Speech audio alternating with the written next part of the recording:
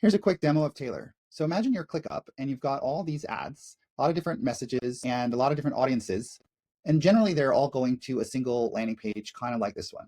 There's a lot of information on this page, but it's not very tailored to any particular audience. So imagine that I'm clicking on one of the ads. Let's just pick one. Let's say this one. This one's talking a lot about global teams and about the enterprise perspective. So what we can do is we can tailor the landing page to this ad.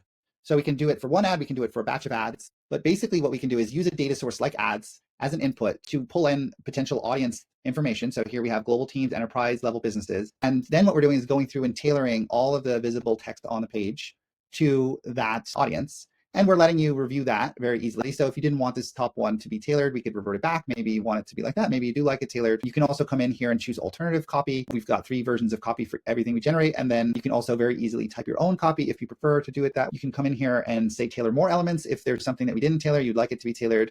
We'll even let you tailor images. In this case, there was another image here that we replaced with sort of a more global view because this is a global teams perspective. We've got a bunch of cool tools that you can use when working with images. For example, you could remove text, you can crop images, and then you can generate images with a prompt, which is what we did here to generate this map. And so basically very quickly in 2 minutes, you've got a page that's more tailored for this particular campaign. You've got a URL that if you just run start test, that's basically going to be good to go. And you're going to be ready to run an A/B test of the original page versus the tailored one. You're going to get a dashboard that looks something like this one to show you what your impact is of tailoring the page. If you don't want to use a TID like this, you can put in any UTM params you want. So if you're just going to deramp this, you'll be able to choose any parameters you want it to trigger off of, or even pin it to the base URL. And you can get a PDF preview of what this page looks like in mobile.